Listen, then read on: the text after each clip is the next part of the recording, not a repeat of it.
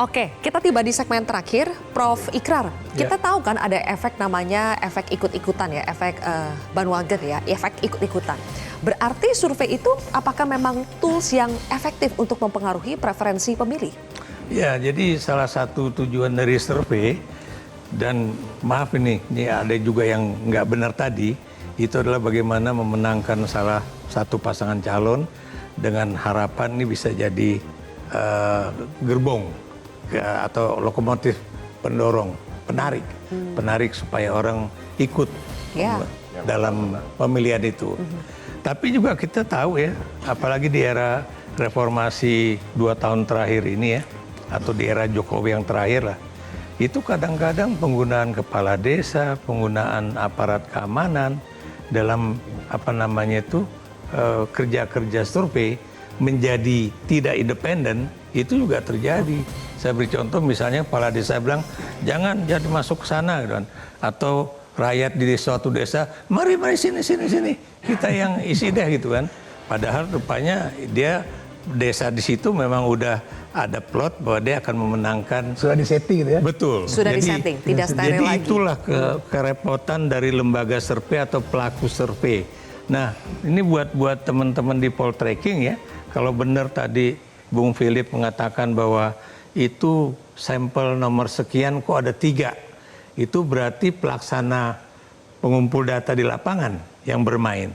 Maksud saya, apakah itu mereka mengisi sendiri atau 3 orang melakukan survei pada orang yang sama? Nah, itu juga menjadi suatu yang harus kemudian diteliti dengan baik. Begitu. Pada intinya sekarang ada kecurigaan publik semakin tinggi malahan terhadap lembaga survei. Itulah kenapa kemudian proses verifikasi survei itu menjadi penting. Jadi ada quality control di dalam pelaksanaan survei, dan itu yang dilakukan oleh poltreking. Kalau terkait dengan data tadi, tidak ada perbedaan di poltreking antara data yang asli pertama dengan data yang versi ekspor dari dashboard poltreking. Ini masih kembali ke data ya. Betul. Tapi apakah keluar dari Persepi itu adalah jalan keluar akan membuat integritas poltreking pulih dengan keluar dari Persepi? Atau malah semakin tidak dipercaya? Justru kami ingin menunjukkan kepada publik bahwa keluar dari Persepi bagi kami adalah pilihan yang tepat. Kenapa? Karena kami merasa ada tendensi yang kurang baik dari, ya mohon maaf, Dewan Etik kepada Poltreking Indonesia. Jadi sebagai wasit pun tidak adil begitu? Betul. Ya mohon maaf, tadi wasit merangkap pemain itu rada-rada kurang tepat kayaknya. Bahkan mungkin tidak tepat. Wasit merangkap pemain. Penting saya kira. Gimana itu Mas Philip menjawabnya? Sebenarnya gini, persoalan di Indonesia ini ada 2 yang terkait survei. Satu, banyak lembaga survei sekaligus tim pemenangan. Ini yang sebenarnya nggak boleh. Kalau dia survei. Kalau dia pemenangan, dia pemenangan. Nah, ini yang menyebabkan banyak hal yang tadi disampaikan oleh Pak Ikrar dan Pak Nurdin Halid. Kalau dia survei merangkap konsultan? Ya, konsultan itu pemenangan. Jadi itu agak tidak rumit. boleh. Makanya kalau lembaga kayak Gallup tadi yang disebutkan oleh Mas Ikrar itu dipercaya karena orang tahu dia memang pollster.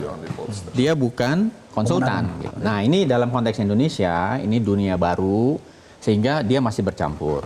Kita harus perbaiki memang. Mungkin harus ada dari pengalaman ini kan ada pembelajaran nih. Momentum kita harus buat ini Mas aturan. Philip. Satu. Yang kedua, misalnya pengalaman dari teman-teman poltreking.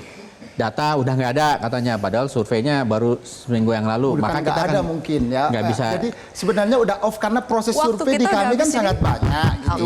Bukan tidak ada. Kami Saya selesaikan aslinya dulu. sudah bisa mengembalikan data tersebut. Ya, saya selesaikan dulu. Singkat Mas Philip, waktu kita sudah jadi habis. mungkin kita perlu, akan bikin aturan di Persepi bahwa data itu nggak boleh ditutup sampai pilkadanya selesai, mungkin tambah 6 bulan atau setahun dan lain-lain gitu. Yang ketiga saya mau sampaikan gini Mbak Zilvia. Ada kasus-kasus di mana awalnya surveinya kecil, toto dia menang.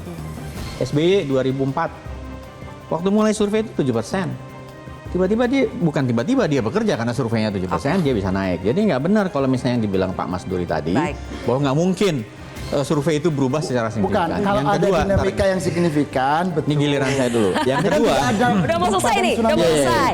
Yang kedua pengalaman lain Pak Jokowi tahun 2012, mulai dengan survei yang rendah juga dan nggak ada dukungan karena yang lain partainya banyak sekali. Pak Jokowi hanya PDIP dan Gerindra waktu itu.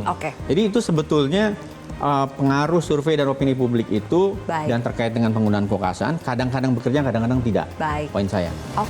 intinya perbaikan harus selalu dilakukan ya. Dan Betul. mudah-mudahan ini bisa menjadi momentum bagi semua pihak. Terima kasih Bapak-Bapak sudah hadir di Kontroversi pada malam hari ini. Jelajahi cara baru mendapatkan informasi. Download Metro TV Extend sekarang.